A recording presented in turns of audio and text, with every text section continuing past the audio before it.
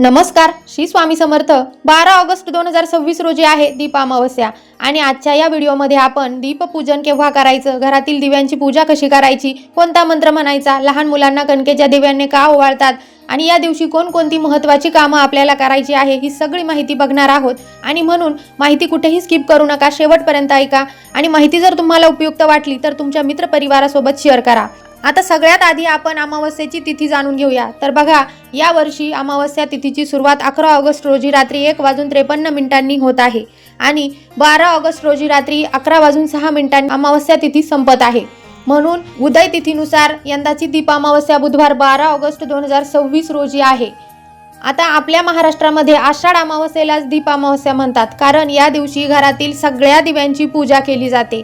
आता आणखीन एक महत्त्वाची गोष्ट म्हणजे दीप अमावस्येनंतर दुसऱ्याच दिवसापासून श्रावण महिन्याची सुरुवात देखील होते आणि म्हणून श्रावण महिन्याच्या स्वागतासाठी सुद्धा दीप अमावस्येच्या दिवसाला खूप महत्त्व दिलं जातं। आता बघा, आपल्या हिंदू धर्मामध्ये दिव्याला खूप मोठं स्थान दिलं आहे। दिवा म्हणजे प्रकाश, ज्ञान आणि आपल्या घरात सुख समृद्धी येण्याचं प्रतीक मानलं जातो आणि म्हणून दिव्याच्या साक्षीनेच आपण शुभ कार्य करत असतो आणि म्हणून दीप अमावस्येच्या दिवशी श्रद्धेनं दिव्यांची पूजा केली जाते। आता असं म्हणतात की दीपपूजन केल्याने आपल्या घरातील नकारात्मकता दूर होते, घरामध्ये आनंद येतो, सुख शांती आणि भरभराट येते।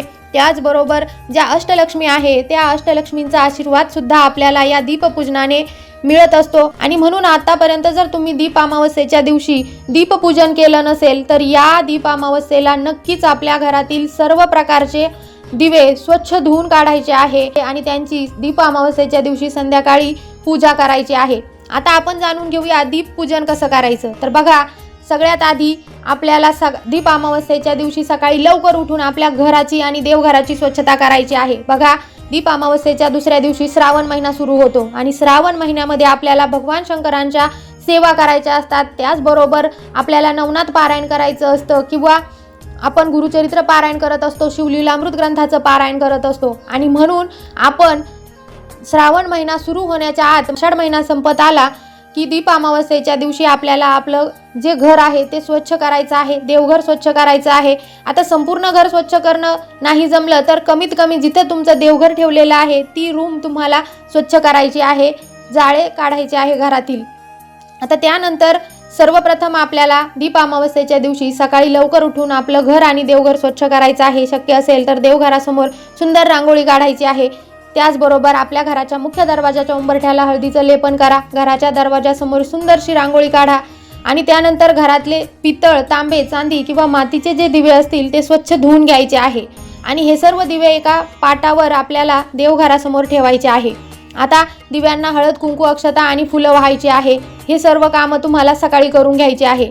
आता यानंतर संध्याकाळी आपल्याला कणकेचे दिवे बनवायचे आहे। कणकेचे दिवे बनवत असताना गव्हाच्या पिठामध्ये मिठाचा वापर करायचा नाही, घट्टसर कणिक मळायचे आहे आणि छोट्या छोट्या आकाराचे कणकेचे दिवे बनवायचे आहे। आता हे दिवे किती बनवायचे तर तुम्ही तुमच्या इच्छेनुसार 11, 21 किंवा 51 दिवे बनवू शकतात। आता हे सर्व दिवे आपल्या देवघरासमोर एका पाटावर किंवा चौरंगावर ठेवायचे आहे। दिव्यांना हळद, कुंकू, अक्षता आणि फुलं वाहायची आहे। त्यानंतर संध्याकाळी या दिव्यांमध्ये तूप किंवा तिळाचं तेल टाकायचं आहे। आता तिळाचं तेल नसेल तर आपलं साधं खाण्याचं तेल वापरलं तरी चालेल। त्यानंतर दिव्या प्रज्वलित करायचा आहे। दिवा प्रज्वलित करत असताना आपल्याला शुभम करोति कल्याणम आरोग्यम धनसंपदा शत्रुबुद्धी विनाशाय दीपज्योतिर्नमोस्तुते हा श्लोक म्हणायचा आहे आणि त्यानंतर आपल्याला हा दीप मंत्र सुद्धा म्हणायचा आहे। दीपज्योती परब्रह्म दीपज्योतिर्जनार्दन दीपो हरतु मे पापम दीपज्योतिर्नमोस्तुते। आता यानंतर आपल्याला सर्व दिवे प्रज्वलित करून घ्यायचे आहे आणि सर्व दिव्यांना आपल्याला हळद, कुंकू, अक्षता आणि एक एक फूल सुद्धा अर्पण करायचं आहे आणि यानंतर आपल्याला दीपपूजन झाल्यानंतर गणपती बाप्पांची, स्वामी महाराजांची, भगवान शंकरांची किंवा माता लक्ष्मीची आरती करायची आहे। आता आरती झाल्यानंतर आपल्याला साखर, खडीसाखर, फळं, दूध किंवा घरामध्ये जर एखादा गोड पदार्थ केलेला असेल तर त्याचा नैवेद्य दाखवायचा आहे। आता अनेक ठिकाणी या दिवशी पुरणाचा नैवेद्य दाखवण्याची सुद्धा परंपरा आहे आणि म्हणून तुमच्याकडं जशी पद्धत असेल त्याप्रमाणे नैवेद्य दाखवायचा आहे। आता दीप अमावस्येच्या दिवशी अनेक घरांमध्ये लहान मुलांना कणकेच्या दिव्यांनी ओवाळलं जातं। आता यासाठी गव्हाच्या कणकेचे छोटे दिवे जे आपण बनवले होते त्या दिव्यांमध्ये तेल किंवा तूप घालून वात लावा आणि दिवा लावल्यानंतर मुलांना 3 किंवा 5 वेळा या कणकेच्या दिव्यांनी ओवाळायचं आहे। आता यानंतर मुलांच्या कपाळावर हळद कुंकू लावा, त्यांना गोड पदार्थ खायला द्या आणि भरभरून आशीर्वाद द्या. आता तुम्हाला प्रश्न पडला असेल की दीप अमावस्येच्या दिवशी मुलांचं औक्षण का करायचं? तर बघा, कणिक म्हणजे अन्नाचं प्रतीक आणि दिवा म्हणजे प्रकाश, ज्ञान आणि चांगुलपणाचं प्रतीक आहे, सुख समृद्धीचं प्रतीक आहे. म्हणून मुलांच्या आयुष्यात कधीच अन्नाची कमी पडू नये, त्यांना चांगलं आरोग्य मिळावं, दीर्घ आयुष्य मिळावं, त्यांचं आयुष्य आनंदी जावं अशी प्रार्थना करत आपल्याला हे औक्षण करायचं आहे. आता बघा, अनेक ठिकाणी अशी श्रद्धा सुद्धा आहे की दीप अमावस्येच्या दिवशी मुलांना कणकेच्या दिव्याने ओवाळल्यानं मुलांचं वाईट नजरेपासून रक्षण होतं आणि म्हणून आपल्याला दीप अमावस्येच्या दिवशी संध्याकाळी आपल्या घरातील मुलांचं कणकेच्या दिव्यानं औक्षण करायचं आहे. आता दीप अमावस्येच्या दिवशी आणखी एक महत्त्वाची गोष्ट आपल्याला करायची आहे, ती म्हणजे आपल्या पितरांचं स्मरण करायचं आहे, सेवा करायची आहे. आता शक्य असेल तर आपल्या पितरांचं स्मरण करा किंवा गरजू व्यक्तींना अन्नदान करा, दान धर्म करा, आपल्या परीनं एखाद्याला मदत करा. त्याचबरोबर दीप अमावस्येच्या दिवशी संध्याकाळी आपल्या घराच्या दक्षिण दिशेला आपल्याला आपल्या पितरांच्या स्मरणार्थ एक कणकेचा दिवा लावायचा आहे. त्या कणकेच्या दिव्यामध्ये थोडेसे काळे तीळ टाकायचे आहे आणि त्यामध्ये वात टाकून तेल किंवा तूप टाका आणि दिव्याचं जी वात आहे त्या वातीचं तोंड दक्षिण दिशेकडे येईल या प्रकारे दिवा ठेवून आपल्याला दिवा प्रज्वलित करायचा आहे आणि त्याच ठिकाणी दक्षिण दिशेकडे तोंड करून बसायचं आहे आणि हात जोडून आपल्याला ओम श्री पितृदेवताभ्यो नमः या मंत्राचं 11 वेळा पठण करायचं आहे.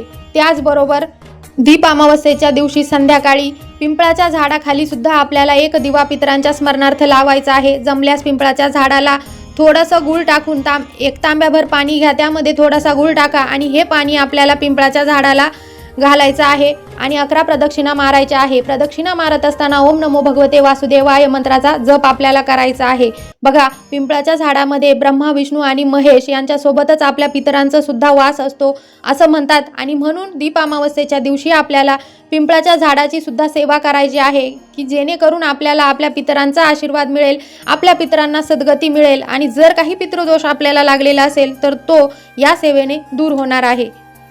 त्याचबरोबर दीप अमावस्येच्या दिवशी आपल्याला जमलं तर आपल्या ग्रामदैवतांचं दर्शन घ्या, सहकुटुंब जाऊन दर्शन घ्या, नारळ अर्पण करा किंवा नारळ फोडा. हे दीप अमावस्येच्या दिवशी आपल्या घरातील 2 चाकी 4 चाकी किंवा इतर मोठी वाहनं असतील तर ती पाण्यानं धुवायची आहे. दीप अमावस्येच्या दिवशी आपल्याला दिव्यांचं पूजन करायचं आहे. त्याचबरोबर आपल्या पितरांच्या स्मरणार्थ काही सेवा सुद्धा आपल्याला करायच्या आहेत. आपण जेव्हा दीप अमावस्येच्या दिवशी घरामध्ये कणकेचे दिवे तयार करतो किंवा इतर जे दिवे आहे ते स्वच्छ करून ते प्रज्वलित करत असतो तेव्हा आपल्या घरातील नकारात्मक ऊर्जा दूर होते.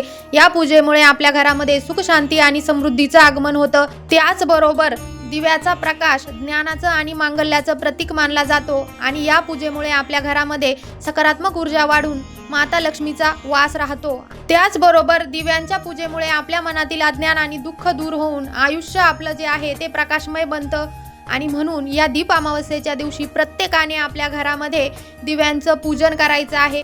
आता ही माहिती जर तुम्हाला आवडली असेल तर व्हिडिओला लाईक करा, माहिती तुमच्या मित्रपरिवारासोबत शेअर करा. पुन्हा भेटू नवीन माहितीसोबत. तोपर्यंत धन्यवाद. श्री स्वामी समर्थ.